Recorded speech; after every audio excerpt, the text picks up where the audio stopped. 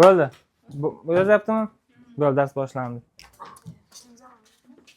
Ha, nima qilamiz hozir? Bekorga chiqarding buni. Xo'p. Darsda ishlash uchun glyukoza chala va to'liq parchalanishi. 3-bo'limda, 3-bo'limda ishlaymiz. Xo'p. O'zi ATF nima? Adenosin trifosfat, to'g'rimi? Keyin 3 ta fosfat. 3 ta fosfat. ADF nima? ADF bo'lsa Aha, AMF monofosfat, to'g'rimi? ATF dan ADF ga o'tadi-ku, energiya chiqadimi, yutiladimi? yutiladi. Yo'q, agar ATF dan suv bilan qo'shilganda bunda energiya bitta chiqadi. Bunda teskarisi bo'lsa energiya yutiladi. Demak, ATF dan ADF ga o'tganda energiya nima bo'ladi? Chiqadi, to'g'rimi? 1 mol ATF, 1 mol ADF ga aylanganda qancha energiya chiqadi? 40 kilojoul. 2 mol ATF, 2 mol ADF ga aylansa 80 kilojoul energiya ajralib chiqadi. Demak, bu reaksiya qanday reaksiya desa, biz nima deymiz? Ekzotermik. Ya'ni energiya chiqishi bilan bo'ladigan reaksiya. Endi ADF dan ATF ga aylansa-chi? Bu endotermik bo'ladi. Xuddi shuni teskarisi. Demak, 2 mol ADF, 2 mol ATF ga aylanishi qancha energiya ketadi? 80 kilojoul energiya yutiladi. Tushunyapsizmi? Xuddi shunaqa. Yaxshi. Fosforlanish nima? Suv bilan ADFga qo'shilishi. Suv bilan emas. ADF bilan fosfat kislotani qo'shilish. Yozamiz, qarang. Bundan ATF bilan suv chiqishidi. ADF plus fosfat kislotasi teng bo'ladi. ATF plus suv chiqadi, to'g'rimi? Mana bu reaksiya fosforlanish reaksiyasi deyiladi. Qanaqa reaksiya ekan bu? Fosforlanish. Savollarda kelib qoladi-yu, fosforlanishdan hosil bo'lgan suv deydi, to'g'rimi? Qani o'sha suv? Termometr. Ko'rdingizmi? Yaxshi. Oksidlanishdan hosil bo'lgan suvchi? U 6 mol chiqadi, u mitoxondriyada bo'ladi. Mitoxondriyada bo'ladi. Demak, 3-bosqichda unda kislorod orqasi boradi-ku, o'shaning uchun. aha. 2 molekula sut kislotasi 6 molekula kislorod bilan parchalanganda 6 ta karbonat angidrid bilan 6 ta suv ham chiqadi. Mana shu suv oksidlanishdan hosil bo'lgan suv deyiladi. Mana shu oksidlanishdan hosil bo'lgan suv deyiladi. Endi shu bilan parallel ketadigan bitta reaksiya bor. U ham xuddi shu mitoxondriyada ketadi. Hozir 3-bosqich mitoxondriya haqida gaplashyapmiz. Mitoxondriya qanaqa sharoit edi? Aerob edi. Xo'p, endi bu yerda 36 ta ADF 36 ta fosfat kislota bilan birikadi. 36 ta ATF bilan 36 ta suv hosil bo'ladi. Mana bu 36 ta suv fosforlanishdan hosil bo'lgan suv deyiladi, to'g'rimi? Fosforlanishdan hosil bo'lgan suv qayerlarda bor desa, glikolizda bor, sitoplazmada bor, undan keyin mitoxondriyada ham bor. Undan tashqari o'simliklarda, xloroplastlarda ham yorug'lik ta'sirida ATF hosil bo'ladi-ku. O'shanda suv ham hosil bo'ladi-da. Faqat unda mana bu yerda 40 kilojoul bo'lmaydi. Quyosh nuri ta'sirida ketadi bu reaksiya. Fotofosforlanish deyiladi. Ana shunda chiqadigan suv ham baribir o'sha fosforlanishdan hosil bo'lgan suv bo'laveradi. Xo'p, yaxshi. Glikoliz nima? Glikoliz anaerob bosqich. Anaerob bosqich, ya'ni anaerob bosqich o'zi ikkita-da. Birinchi bosqich ham anaerob bosqich, ikkinchi bosqich ham anaerob bosqich. Ikkinchi bosqich. Demak, glikoliz bu ikkinchi bosqich. Tushunyapsizmi? Yaxshi. Demak, anaerob sharoit desa, biz kislorod sharoit tushunamiz. Aerob desa kislorodni tushunamiz. Glikoliz desa ikkinchi bosqich tushunamiz. Sitoplazma desa ham ikkinchi bosqich tushunamiz. Ikkinchi bosqich desa ham ikkinchi bosqich tushunamiz. Bu aniq. Endi aerob sharoit desa, biz faqat 3-bosqichda faqat mitoxondriyani tushunishimiz kerak bo'ladi. Xo'p, yana ham bitta narsa, ko'pchilik adashadigan narsa, to'liq parchalanish nima narsa, chala parchalanish nima narsa?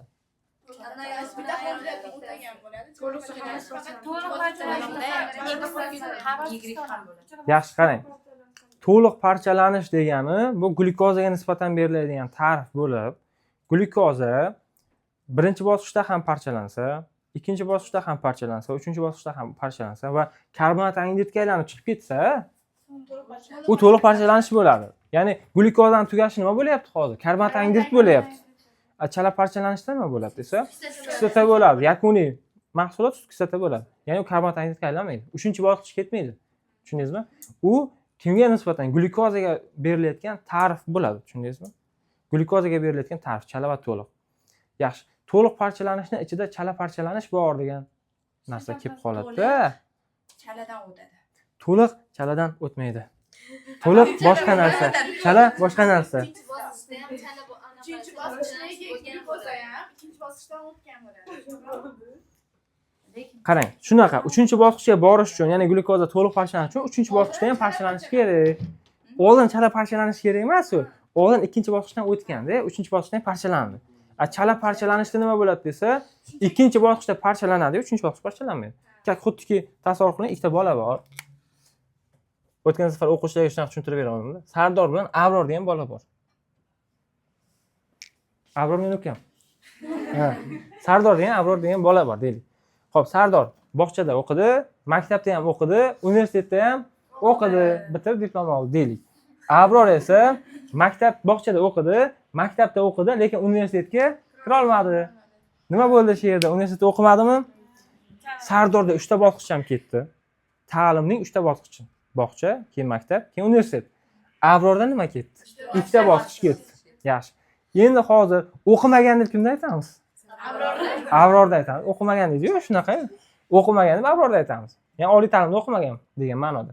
Sardor o'qigan bo'lyaptimi? Xuddi shunday. To'liq parchalangan deb kimni aytamiz desa, to'liq parchalangan glyukozani aytamiz. Ya'ni ha, ikkita glyukozani oladigan bo'lsak, C6H12 u to 6 ta karbonat angidridgacha aylanib chiqib ketadigan bo'lsa, bunda 3 ta bosqich ham ketdi-da. Birinchi bosqich ham ketdi, ikkinchi bosqich ham ketdi, uchinchi bosqich ham ketdi. Bu glyukozaga nisbatan ta'rif berganda biz to'liq parchalangan glyukoza deymiz. Endi yana bitta glyukozani ko'ramiz.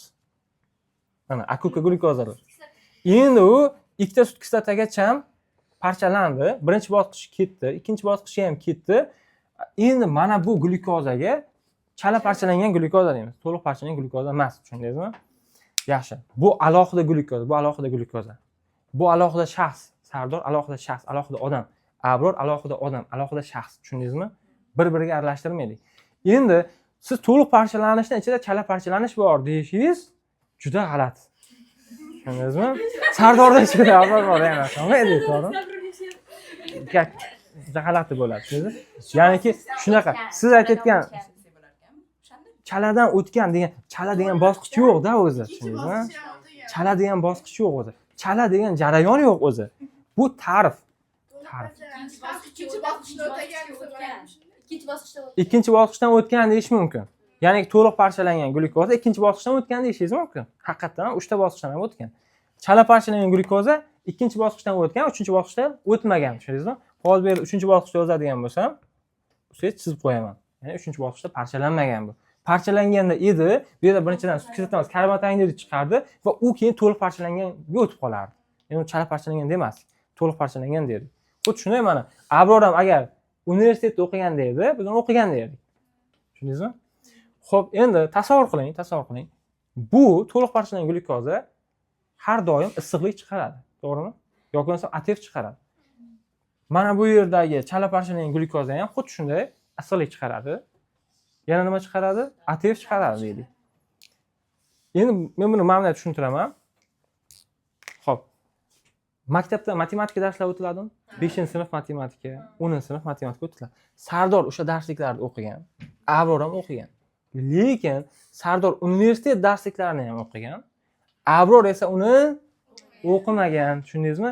Xuddi shunday, mana bu glyukoza ikkinchi bosqichda 2 ta ATF chiqaradigan bo'lsa, xuddi o'sha 2 ta ATFni bu ham chiqaradi. Tushunyapsiz? Chala parchalangan glyukoza ham chiqaradi. Bu ham chiqaradi, bu ham chiqaradi. Sitoplazmada parchalansa 2 ta ATF chiqadimi? Bu ham chiqaradi, bu ham chiqaradi. Lekin mitoxondriyada parchalansa 36 ta ATF chiqadimi? Bu chiqaradi, bu chiqarmaydi. Tushundingizmi? Bundan 36 ta ATF hosil bo'ladi, chunki u parchalandi. Bunda esa 36 ta ATF hosil bo'lmaydi. Va mitoxondriyaga bog'liq bo'lgan biror narsa bo'lmaydi. Endi shu yerda bitta narsa bor-da. Bu ham sitoplazmada parchalanadi. Bu ham sitoplazmada parchalanadi. Tasavvur qiling, 2 mol glyukoza to'liq parchalandi desak. Endi chala parchalangan glyukozani 3 mol desak. 3 mol glyukoza to'liq parchalandi desak. Chala parchalandi desak. 2 mol to'liq, 3 mol chala. Men yozib qo'yaman. To'liq, bu yerda chala.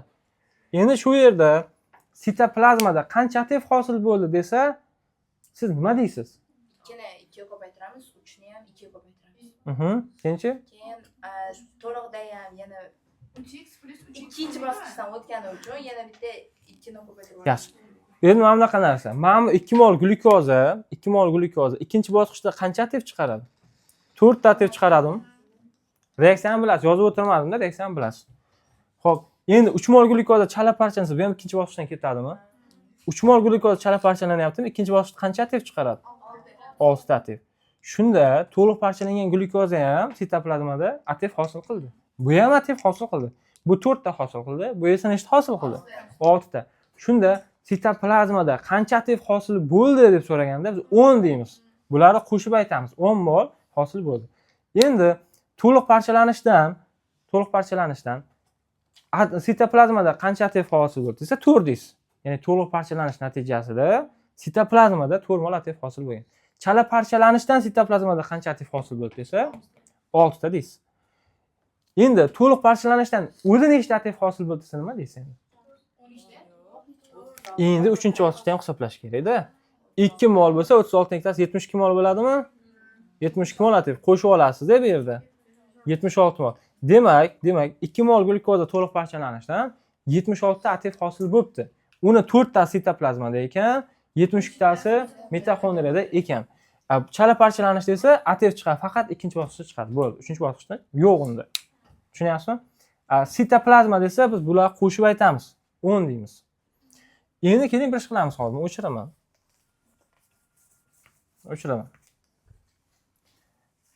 Xo'p, endi bitta jadval ko'rinishida yozamiz. Bitta jadval chizamiz hozir. To'liq parchalangan glyukoza bor, C6H12O6. T qo'yganim to'liq parchalangan deganim. Va chala parchalangan glyukoza ham bor deymiz, C6H12O6. Buni to'liq parchalangan glyukozani bilmaganligimiz uchun qanchaligini Y mol desak, chala parchalangan glyukozani X mol deymiz. Ko'ryapsiz? Endi sitoplazmadagi aktivga to'xtaladigan bo'lsak, qaysi biri qancha aktiv chiqaradi? chala deydimi? Sitoplazmada ikkalasi ham aktiv chiqaradimi? Bu uchun 2Y, bu uchun 2X, ko'ryapsizmi? Endi sitoplazmada qancha aktiv chiqdi desa ikkalasi qo'shib aytamanmi? 2X plus 2Y deymiz. Tushundingizmi? Endi misol uchun sitoplazmadagi issiqlik desa nima deymiz? 120Y plus 120X, to'g'rimi? Qo'shib aytaman. Sitoplazmadagi issiqlik desa yoki glikolizdagi issiqlik desa qo'shib aytaman. Lekin mabodoga mitoxondriyadagi aktiv deb qolsa, bu yo'q, 36Y. 36Y bo'ladi, bu yerda 0 bo'ladi. Chunki bu chaladan chiqadi. Chala parchalangan glyukoza mitoxondriyada parchalanmaydi-yu. Shuning hisobidan 0 bo'ladi, tushundingizmi? Demak, mitoxondriyadagi aktiv nimaga teng desa, 0 ga 36 qo'shganimizda 36 o'zi bo'laveradi. Javob nima ekan? 36Y bo'ladi. Mitoxondriyadagi aktiv 36Y ga teng. Lekin degan joyi bor. Sitoplazmadagi aktiv desa 2x 2y dedik. Mitoxondriyadagi aktiv desa 36y dedik. Chala parchalanishdan hosil bo'lgan aktiv desa nima deymiz? 2x deymiz. Tushundingizmi? Bo'ldi, boshqa yo'q. To'liq parchalanishdan hosil bo'lgan aktiv desa nima deymiz? Bu bilan buni qo'shib 38y deymiz. Tushundingizmi? To'liq parchalanishdan hosil bo'lgan aktiv 38y ga teng. Tushuna oldingizmi? Nazariyani bilasiz hammangiz, qaytarib o'tirmayman. Nazariyani qaytadan o'tib bermayman. Xo'p, endi issiqlikka to'xtalamiz. Yoki aktiv o'ziga bir to'xtalib qo'yaveramiz. Qarang. To'liq parchalangan aktiv nimaga teng ekan? Tenglama XY holatda aytadigan bo'lsak, 38Y. Chala parchalangan aktiv 2x. Chala parchalanishdan hosil bo'lgan aktiv 2x ga teng. Xo'p, glikolizdagi aktiv 2x plus 2y. Tushundingizmi? Umumiy aktivchi 2x plus 38y. Umumiy aktiv deyapti-yu. 2x plus 38y. Farqiga boryapsa, endi issiqlikka to'xtalamiz, qarang. Birinchi bosqichda yo'q deb hisoblagan taqdirimizda issiqlik qanday bo'ladi? Endi issiqlik ham misol uchun qarang. Chala parchalanishdan hosil bo'lgan issiqlik desa, biz 120x deymiz. To'liq parchalanishdan hosil bo'lgan issiqlik desa 1280 deymiz. 1280y. Endi mitoxondriyadagi, ya'ni aerob sharoitdagi issiqlik desa 1160y deymiz-da. Xo'p, yana bitta taraf bor, glikolizdagi issiqlik yoki sitoplazmadagi issiqlik desa yoki ikkinchi bosqichdagi issiqlik desa, uchta aytgan narsam bir xil. 120x plus 120y bo'ladi. Endi yana bitta joyi bor shu yerda. ko'pchilik adashadigan joy. Aerob issiqlik bilan anaerob issiqlik. Aerob issiqlik desa 1160 y, anaerob issiqlik desa 120x plus 120 y bo'ldi. Birinchi bosqichda 0 deb olyapmiz. Ikkinchi bosqichda qancha ATF chiqadi? Ikkinchi bosqichda qancha issiqlik chiqadi? 1 moldan 120 kilojul, to'g'rimi? Endi o'sha glikolizda x mol glyukoza chala, y mol glyukoza to'liq parchalanyapti-yu. 120x bunisidan 120y chiqadimi? Qo'shib aytamizmi? 120x plus 120y deymiz-da. Shuning uchun. Savollar bormi? Yaxshi. Endi masala shartida keladi-da, to'liq parchalanishdan hosil bo'lgan issiqlik va chala parchalanishdan hosil bo'lgan issiqlik farqi deb keladi. Nima qilasiz bu yerda? 1280 y minus 120x bo'ladi. Tushundingizmi? Mana tenglama tuzishimiz shu tariqa bo'ladi. Endi qarang, to'liq parchalanishdan hosil bo'lgan issiqlik va umumiy hosil bo'lgan ATF energiyasi farqi degan holat kelib qolishi mumkin. Umumiy ATF energiyasi farqi. 1280dan ayiramiz. 1280 y minus qavs ichida bo'ladi endi. ATF energiyasi nima teng bo'ladi? Chala parchalanishdan hosil bo'lgan ATF edi-yu, 2x edi, 80x bo'ladi. 80x plus 1520 y. Nega 1520 desa, 38 y ATF-ku moli. 40 ga ko'paytiring 1520 bo'ladi. 1440 u 3-bosqich uchun. Qo'shib aytamiz, 80 y plus 1440 y 1520 y da. To'liq parchalanish y-ku, y mol dedi-ku. To'g'rimi? Shuni hisobidan. Xo'p, savollar bormi? Yaxshi. Anaerob ATF nimaga teng bo'ladi? Keyin savol berishingiz kerak. O'simlikdan, hayvondan. Agar hayvonda bo'lsa, anaerob ATF 2x plus 2y bo'ladi. Lekin o'simlik bo'lsa 2x plus 2y plus 1080y bo'ladi. 1080y qayerdan keldi desa, 3-bosqichda, ya'ni mitoxondriyada ATF 36y desak, 30 baravari xloroplast bo'ladi-da, 1080y bo'ladi. Tushuna oldingizmi? Yaxshi. Endi yana bitta holat bo'ladi. Tasavvur qiling, o'simlik hujayrasida qanchadir glyukoza chala, qanchadir glyukoza to'liq parchalandi. Xloroplastlarda ATF hosil bo'ladi-yu. Uni 100% hammasidan glyukoza sintezlandi. Endi masalada kelib qolishi mumkin-da. Xo'p, xloroplastlarda fotosintezdan hosil bo'lgan glyukoza parchalangan glyukozadan 20 barobar ko'p deyish mumkin. Shuni tenglama tuzish kerak bo'ladi. Qanaqa tenglama tuzasiz? Nimadir taqsim, nimadir teng 20 degan tenglama bo'ladi endi. O'ylab ko'ring. Masalada ko'rgansiz. Glyukoza chala va to'liq parchalandi. Xloroplastda hosil bo'lgan ATF 100% hammasidan glyukoza hosil bo'ldi. Shu yerda tenglama tuzish kerak. Hosil bo'lgan glyukoza parchalangan glyukozadan 20 barobar ko'p ekan. Hosil bo'lgan glyukoza parchalangan glyukozadan 20 barobar ko'p ekan. 1080 18 ga bo'lamiz. 60y. 60y hosil bo'lgan glyukoza parchalangan glyukoza x plus y. Ya'ni chala va to'liq parchalanyapti-ku. 60y taqsim, yozaman hozir. 60y taqsim x plus y teng 20 bo'ladi. Bu bundan ko'ra 20 barobar ko'p bo'lgani uchun. Tushundingizmi?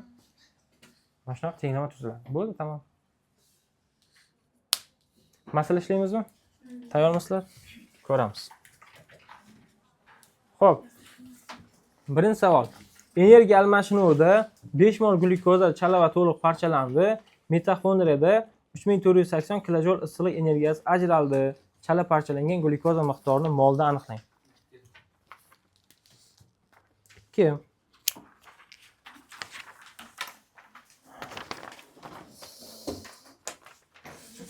Xo'p, yozamiz. Birinchi masala. Chala parchalangan glyukozadan x, to'liq parchalangan glyukozadan y deymiz. Bizda necha mol glyukoza parchalanyapti desa 5 mol. X plus y teng 5. Endi xo'p, mitoxondriyada 3480 kilojul issiqlik energiyasi ajraldi. Mitoxondriya issiqligi nima deb olardik? 1160 y teng 3480 mi? Ishtingni mana ishlab qo'ya olasizmi? Y-imiz nima chiqadi hozir? 3, x-imiz nima chiqadi? 2. Chala parchalangan glyukozadan moli so'rayapti. 2 mol ekan, tushundingizmi? Savollar? Qiyin emas ekanmi? Qiyinlarga endi kelamiz-da. O'chirib tashlaveraymi bo'ldi? Rasmga oling. Keyingisiga o'tamiz. Ikkinchi masala. Savolni o'qiymiz. Energiya almashinuvida 5 mol glyukoza chala va to'liq parchalandi. Aerob sharoitda 72 mol ATF ajralib chiqdi. Chala parchalangan glyukoza miqdorini molda aniqlang. Ha, ikkinchi masala. Nima bo'ladi bu yerda desa, xo'p, x plus y teng 5. Endi aerob sharoitda 70 mol ATF. 36 y teng 72, y teng 2, x teng 3. Bo'ldi, javob chiqdi.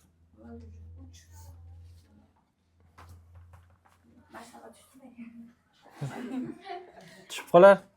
3-savol.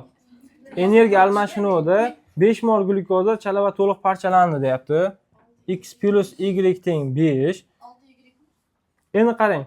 Energiya almashinuvi jarayonida oksidlanishdan 18 mol suv hosil bo'ldi deyapti. Oksidlanishdan hosil bo'lgan suv 6y ga teng, shu 18 ekan. y3, ximiz 2. Nima so'ragandi savolda? Glyukoza hosil bo'lgan. Chala parchalangan glyukozani hosil qilish uchun fotosintezda qancha ATF sarflangan? Chala parchalangan glyukoza 2 mol. Bilamizki 1 mol glyukozani hosil qilish uchun 18 ATF kerak. Bizda 2 mol uchun 36 bo'ladi. Javob nima ekan? 36 ekan. Tushundingizmi? Keyingi masalaga o'tamiz. 4. Energiya almashinuvida 4 mol glyukoza chala va to'liq parchalandi. Aerob bosqichda fosforlanishdan 108 mol suv hosil bo'lgan bo'lsa, chala parchalangan glyukoza hisobi qancha? Yaxshi. X plus y teng 4. Endi aerob bosqichda fosforlanishdan 108 mol suv hosil bo'ldi deyapti. Birinchidan aerob deyapti. Ikkinchidan fosforlanishdan deyapti. Fosforlanishdan hosil bo'lgan suv. To'ppa-to'g'ri 36 y. Nimaga teng bo'lyapti shu? 8 y teng 3, x1. Bizdan nimani so'ragan? Chala parchalangan glyukoza hisobiga qancha issiqlik ajralib chiqqan? 1 mol glyukoza chala parchalangan bo'lsa, uni hisobidan 120 kilojol issiqlik chiqqan. Javob nima ekan desa, 120 kilojol ekan. Tushunyapsizmi? 5-siga o'tamiz. 5. Energiya almashinuvida 6 mol glyukoza chala va to'liq parchalandi debdi. X plus y teng 6. Xo'p, aerob bosqichda 84 mol suv hosil bo'lgan bo'lsa, qarang shu yerda oksidlanishdan hosil bo'lgan suv demadi. Fosforlanishdan hosil bo'lgan suv demadi. Aerobda hosil bo'lgan suv dedi xolos. Shuning uchun 42 y teng 84. Y teng 2, x teng 4. Qarang, chala savolda nima so'rayapti? Chala parchalangan glyukoza hisobiga qancha kilojol energiya saqlangan? Energiya saqlanish bu ATFda to'planishida. Xo'p, 1 mol glyukoza chala parchalanishida 80 kilojol energiya ATFda to'planadi. Endi bizda 4 mol glyukoza chala parchalanyapti-yu. Qancha deymiz?